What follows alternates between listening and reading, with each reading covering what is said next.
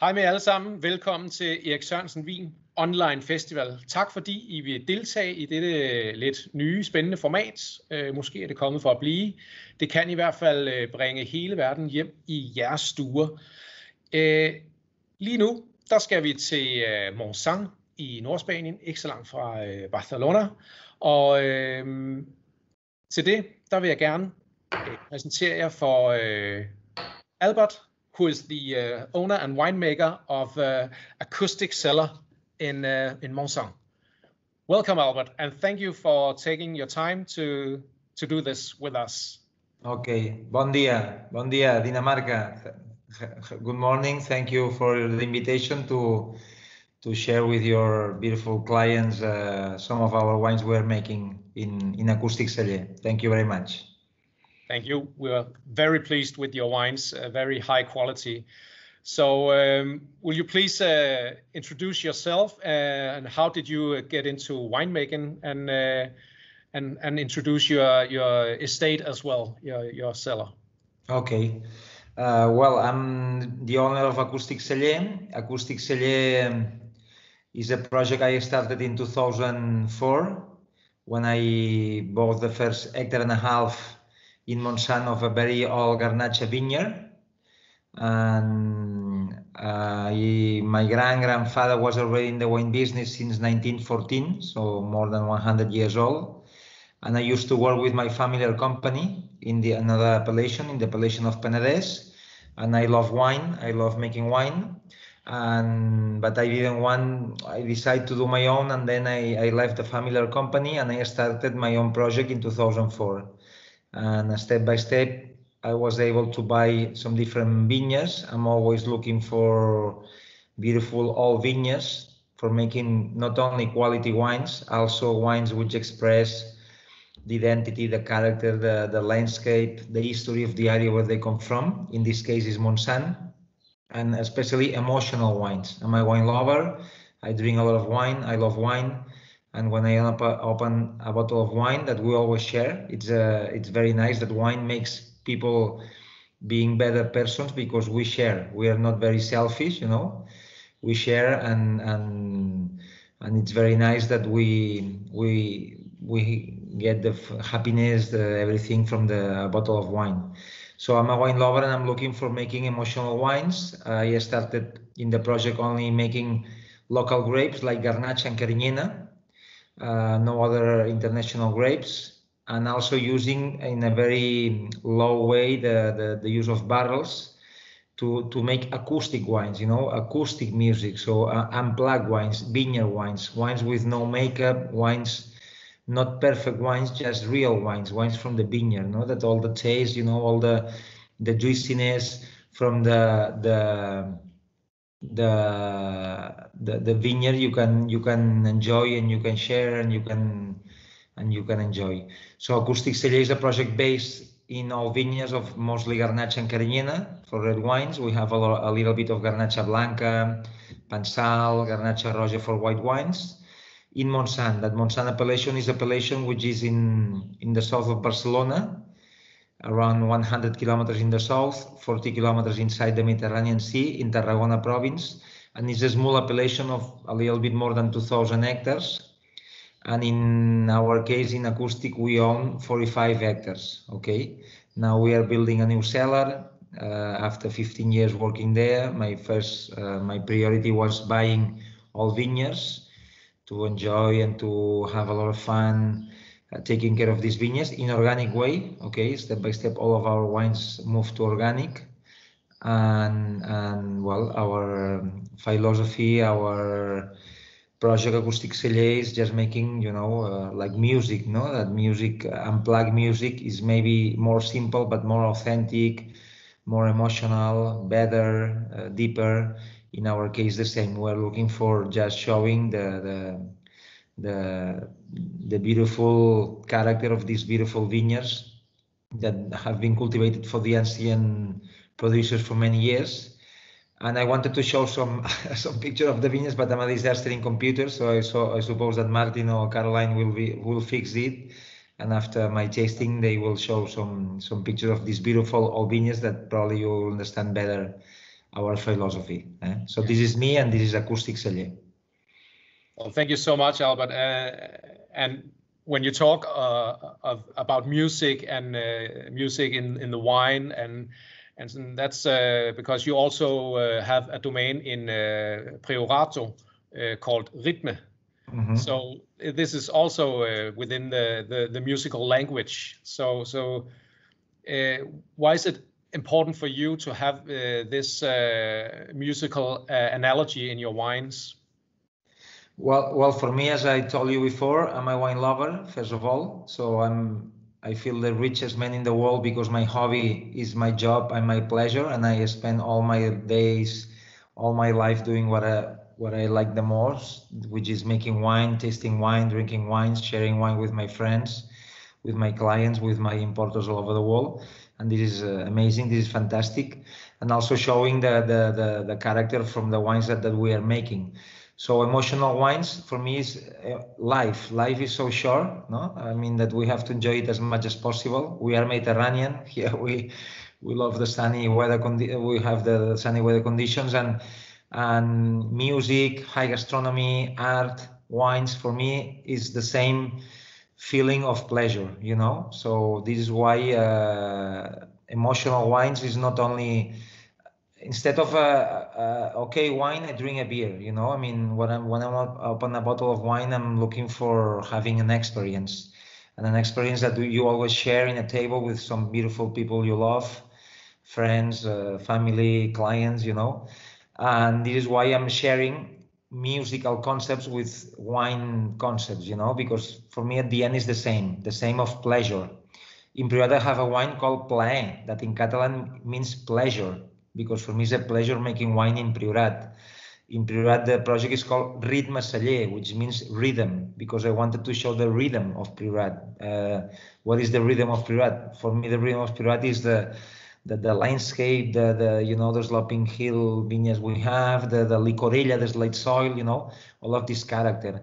And in Acústic, the first philosophy, the main philosophy of Acústic is making unplugged wines, vineyard wines, local grapes, all vineyards, no makeup from the barrel. The best barrel is the barrel you don't taste. It's a pity when you buy maybe an expensive wine and you smell more the style of the tonality than the fruitiness of the grape and all the weather and soil conditions of the wine. It's a pity, you know. So the best barrel is the barrel you don't taste.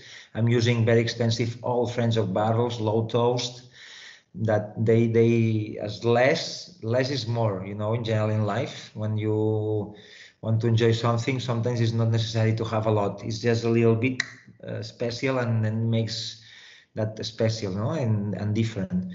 And for example, in Acústic celler, I have auditory, that is an auditorium, a place where you enjoy acoustic music, and it's a selection of 80, 90 years old. I say, it's right in the label, I'm not lying. Vinyes velles màgiques de Grenache. So all magic vineyards of Grenache. Why? Because they are magic, they are amazing. The juice that we get from those vineyards is fantastic. And for example, Brao is not a musical concept, but means brave, because the vineyards are so brave, because they are 60 to 95 years old vineyards. So all that they have resist a civil war, terrible, extreme hot summers, you know. I mean, each wine for me is like a sun, you know. Each wine has a message, and the name normally of the wine, it also explains the philosophy of it as well. Okay. All right, I perfectly understand your analogy on music, and I love the idea of that way of thinking. So we've mentioned now Montsant, which is where Acústic celler is situated, and Priorat, the neighbor, you can say that. So where did you start winemaking, in Montsant or Priorat? Well, first of all, I started in my familiar company in Penedès, okay, which my family company is called Jané Ventura. I started there in 96 was my first harvest there. In fact, I'm winemaker. I have the title, the license of winemaker, But I started studying veterinarian, being an animals doctor.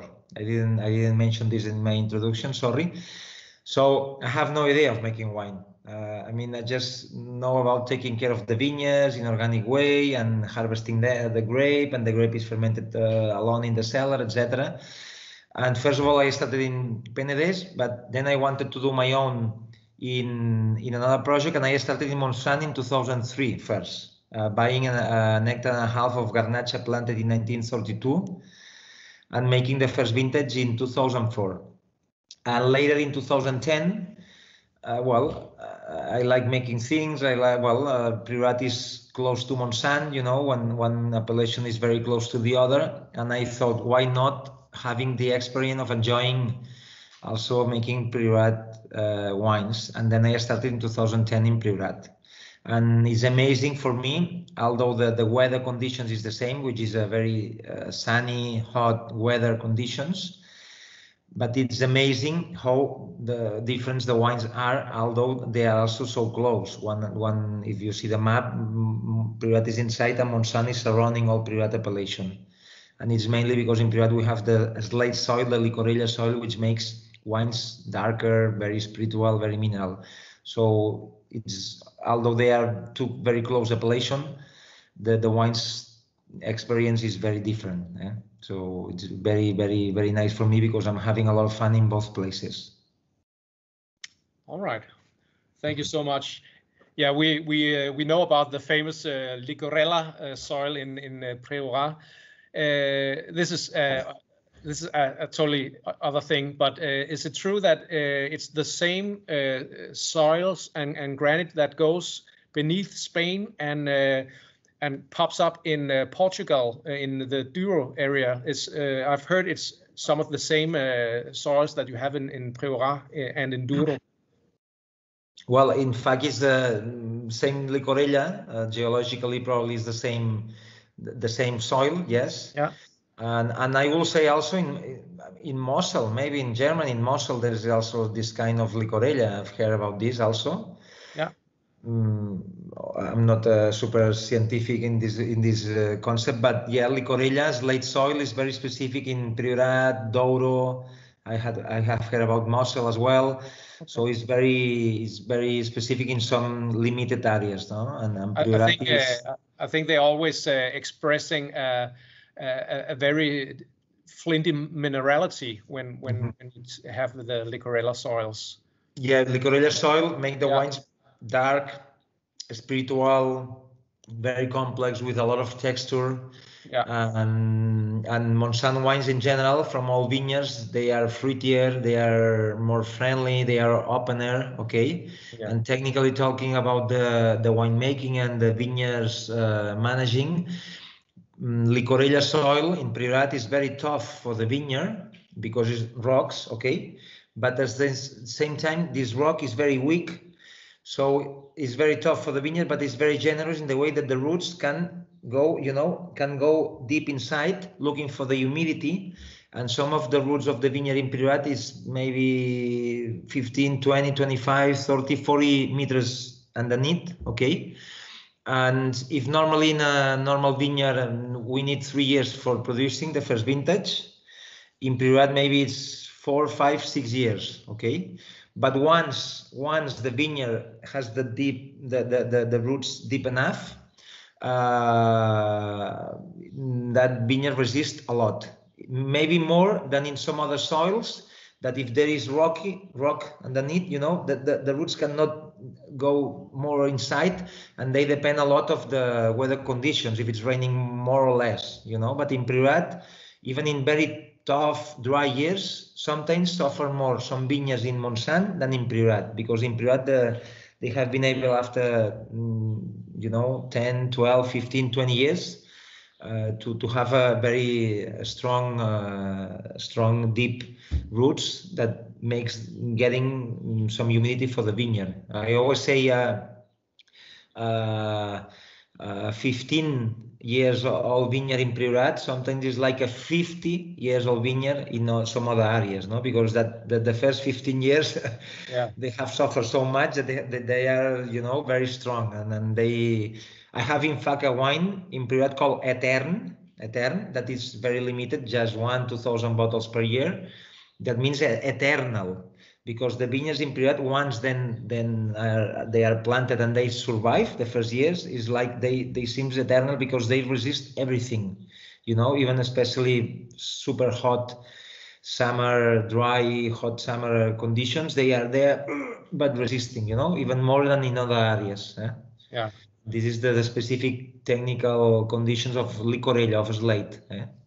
And Douro, I don't know about making wine in Douro, but I suppose is similar. I don't know about if the temperature maybe is not so hot and not so dry like in Priorat, probably, and also because of the river and whatever. But well, I suppose it's quite similar. Yeah. All right. Thank you. So, but now let us taste some Montsant. So this is Brao. Brao, yeah. Yes. And Bravo. Bravo means ole, Yeah. Super. And so not as hard soil as in Priorat. So you say a more friendly wine. Well, in general, acoustic wines or Montsant wines are opener, are fruitier than Priorat wines because of the licorella character that makes the wines very dark, very, very deep. But Brao, this wine Brao, I'm making it since the first vintage, 2004. I have bottles last Saturday with a group of friends where I'm living. I opened a 3 liters, the first 3 liters bottles of Brao 2005. I bottled in that time 12 bottles, and I opened the first bottle after 15 years. And so we were here 7-8 people, friends, and it was amazing. So I mean, this wine can age 20-30 years with no problem. Why? Because it comes from very, very old vineyards, from 60 to 95 years old, very limited production, low yield, 6, 8, 10, 12 hectoliters per hectare, so 1,000 kilos, 1,500 kilos per hectare, and with a very small cluster, very small berry, and it makes that the skin of the grape is very thin, and it makes the wine very rich, very intense, very powerful. Okay, this is around 75-80% Carignan and 20-25% Grenache. But vineyards, the youngest is 60-70 years old, and the oldest is almost or close to 100 years old, just after phylloxera disease. Okay, and for me, Brao is my best representation of the reality of Montsant. I'm also making Acústic, which is a wonderful wine, but it's from younger vineyards, 40, 50, 30, 25 years old vineyards, and it's very rich, very intense. But Brao is one step more, is the older brother that I think I say. And it's really very well, you can see the color, no? It's very rich, very deep. And in terms of the flavors, no, Martin, if we taste it, well, and now 2016 is fantastic. We bottled it in 2018, so almost 3 years old in bottle, and it's still super young, very rich. But after 3 years, you know, it's a kind of with a lot of wisdom, you know, and you can see all the thyme, the rosemary, the fennels from the Mediterranean bush forest, the dry vineyard. It's like if you're walking around the vineyard and it's dry, it's hot, rocky soil. Here you have clay and calcareous rocky soil mostly, okay? And this wine is made maybe from 15, 16, 17 small plots of vineyard. From one we harvest 300 kilos, from the other 600 kilos, you know, very old vineyards that I have in different areas of Montsant. The altitude average is from the lowest is 250 meters and the highest is 700. So I'm trying to show all the Montsant diversity in a bottle from the oldest and best vineyards I have, or they can be in the area, okay? And also this liquor, this ripe, no, black and red fruitiness. Yeah, and I think a really smooth tannins Well,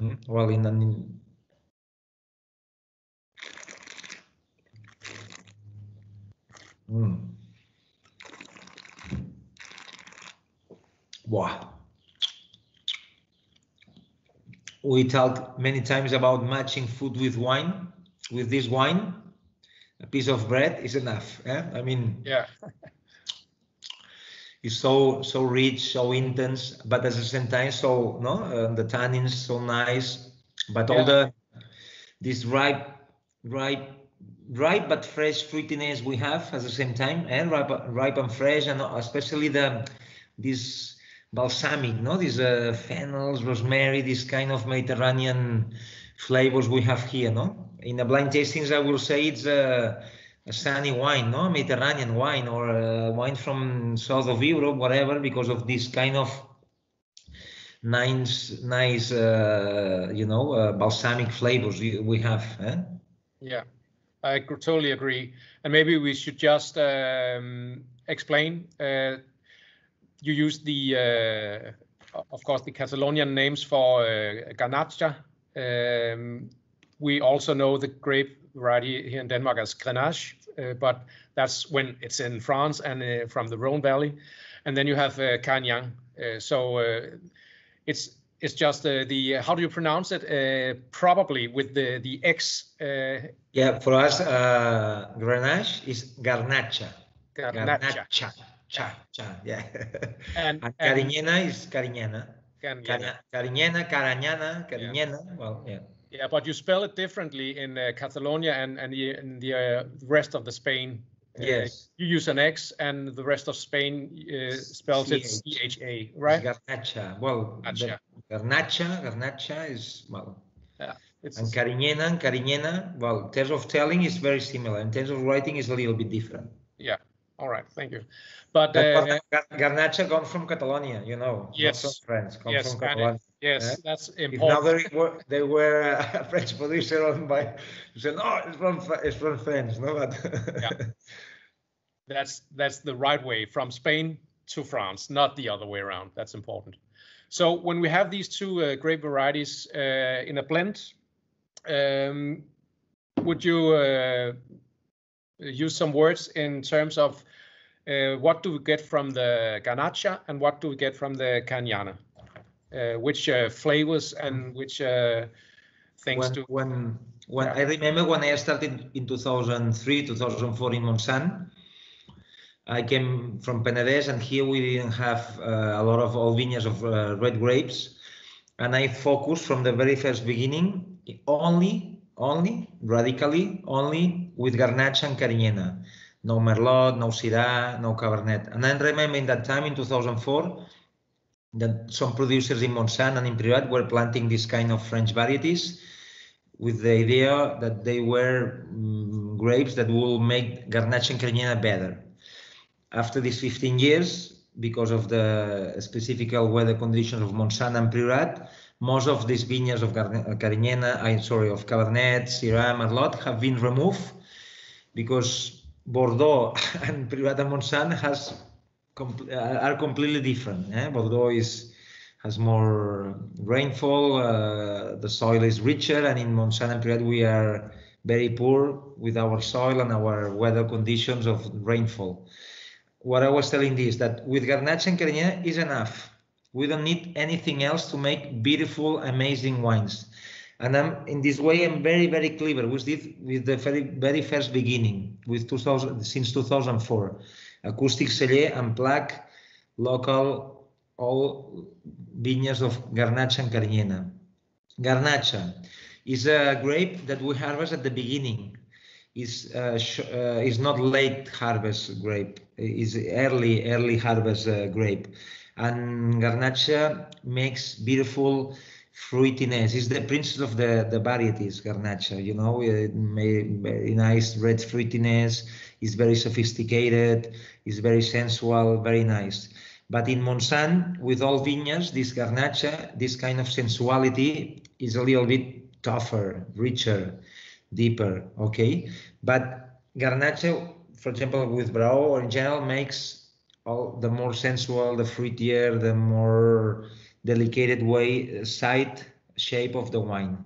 Carignan is late harvest, so we harvest later than Grenache, and it's like the backbone of the wine. It's strong, it's powerful, black fruitiness, some more kind of a spiciness, this kind of fennels, rosemary, thyme that we were tasting in Brao, I will say is more than from Carignan and from Grenache. And from all vineyards and very low yield vineyards, low production vineyards, Carignan can be really soft, really nice, but at the same time, it's very deep, very intense. Okay, maybe young vineyards of Carignan with high yields can be tannic, can be green, can be reductive, but with the old vineyards is, I told you, I have no idea of making wine. I'm more veterinarian, animals doctor, and I used I'm just taking care of the vineyards and harvesting the grape. So as a synthesis, Carignan makes Grenache stronger, more powerful, and Grenache makes Carignan softer and more balanced, you know. So I think they make a great team together. So we don't need anything else than Grenache and Carignan. Also, Grenache has more sugar, higher graduation, and Carignan is a little bit lower. But with very old vineyards in Montsant, it's also always around 15. So, but for the same price, you have more pleasure and a little bit more of alcohol. Yeah, that's Grenache for right there, 15%. So, Carignan, you used to set some barriers for the Grenache. So you have the Grenache with a lot of emotions and a lot of sugar, a lot of alcohol, and then you have the Carignan. So we go here. Yeah, Carignan is more. So it's not all over the place. Grenache is more emotional in general, and Carignan is a little bit more structured. Renal is more realistic, you know. Yeah. But all vineyards of Carignan are fantastic. In the future, now that we are finishing building the new cellar in Acústic, we will have more space. I will show 2-3 100% Carignan single vineyards. Wow. that I'm owning for the last years, and I'm taking care of them. And maybe 500 bottles of one vineyard, 300 bottles of another, 800 bottles of another, you know, in different vineyards. Okay, to show the Carignan style, which is very, very nice. But Grenache is always more sensual.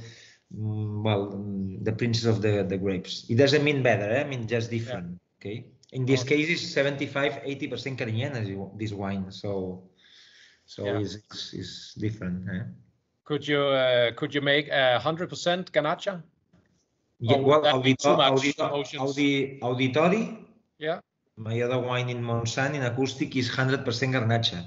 100% Grenache. And I'm planning, as I told you, to make 100% Carignan, some specific 90-100 years old single vineyards. All right. Yeah. And this is the best of both worlds, Carignan and Grenache. I think this wine is amazing and really shows the expressions and emotions of Montsant. So I will hope that it's soon possible to come visit you again, because we need to come down and smell all the herbs and the mood of Montsant. So Albert, thank you so much for your time and taking us through your own history and your vineyards and most of all this amazing wine. Okay, no, thank you very much to you, and I hope to receive you as soon as possible. You, any whatever who want to come to visit us, and it's a pity that I have been in the festival many years. Yeah. I'm always coming with my kids because even last time Jordi, who is now 13, it was maybe 2 years ago, I was paying him, I don't know, 10 cents of euro for each glass that he was pouring, and he didn't stop pouring because your festival is very successful of people, and and it was amazing that people, a kid of 11 years old was pouring the wine. And for us, it's an experience to come here. It's the excuse to visit Copenhagen, which is a wonderful city, and we are sorry that last year and this year we cannot come. So well, I hope that next May for sure we will be able to be here at the festival and see you here next May, definitely. And thank you very much. Thank you very much, and Copenhagen and Denmark and all the team from Erik Sørensen. Thank you very much for your support and have fun and always drink good wine. Yes. Life is too short to drink bad wine. So emotional wines, good wine, and have fun as much as possible. Okay, Martin and everybody. Thank you so much. Skål alle sammen. Adeu, Caroline. Goodbye. Adeu.